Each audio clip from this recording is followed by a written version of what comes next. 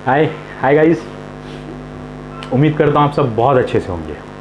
आज ऐसे ही रैंडमली कुछ किस्सा हो गया तो मैंने सोचा ये टॉपिक आप लोगों के साथ शेयर करूँ। इन्फ्लेशन की बात करने वाला हूँ मैं आज। इन्फ्लेशन क्या है, क्यों है, कैसा कंट्रोल कर सकते हैं, क्या नुकसान है, ये सारी चीज़ें आपको वीडियो होते होते समझ में आ जाएगा। अभी इन्फ्लेशन का आप अगर डिक्शनरी वर्जन का डेफिनेशन देखेंगे तो वो ये है, decline in the purchasing power of money for a good over the period of time. यानी कि वक्त गुजरते गुजरते उस पैसे का कोई चीज़ खरीदने का ताकत कम हो जाना, इसको इन्फ्लेशन कहते हैं। मैं और अच्छे से समझाता हूँ आपको। अज्यूम कीजिए आप 2010 में आपके जेब में 10 रुपये की नोट है, आपको भूख लगी, आप वड़ा पाव खाने गए। तो 10 रुपये में उस वक्त आता था 2 वड़ा पाव, 5 रुपये का 1 वड़ा पाव, 10 रुपये का 2 वड़ा पाव। आपने खाया, बात खत्म। अब वो 10 रुपया 2021 में लेके आप जाइए वड़ा पाव की दुकान पे, आपको एक ही वड़ा पाव आएगा। ये जो 10 रुपये का सेकंड वड़ा पाव खरीदने का ताकत खत्म हुआ है ना, इसको कहते हैं इन्फ्लेशन।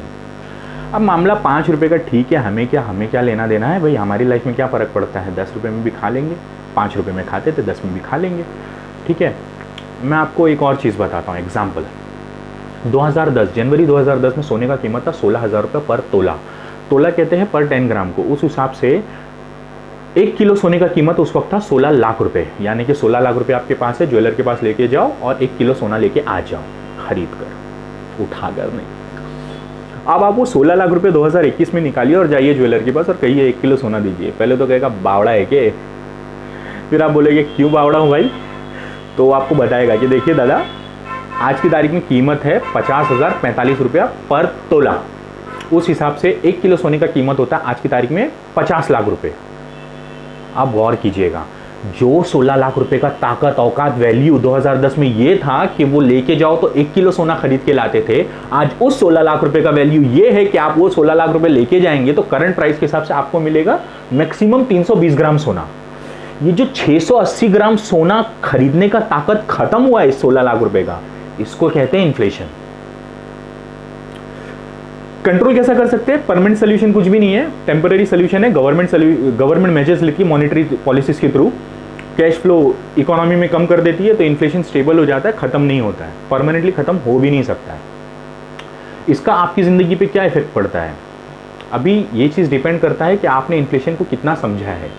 मैं अगर आपसे कहूँ कि आप एक काम कर लीजिए जो आपको पूरी दुनिया में कोई नहीं कहेगा करने के लिए, आप आपके बच्चों को फॉर्मल एजुकेशन के साथ साथ 3 एजुकेशन और दीजिए, टैक्सेस के बारे में, इन्फ्लेशन के बारे में और मनी मेकिंग के बारे में।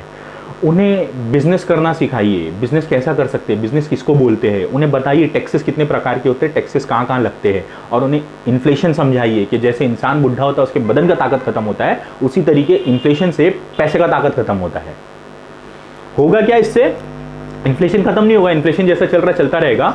आपके बच्चों को जब आप ये बचपन से एजुकेशन देंगे ना, ये 3 चीज़ों का, पैसे का, इन्फ्लेशन का और टैक्सेस का, ये सारा डेटा उनके दिमाग में ना प्रोसेस होगा बैक एंड में, और सबकॉन्शियसली उन्हें ये नॉलेज उन्हें हेल्प करेगा कि वो मॉनेटरी डिसीजंस गलत ना ले।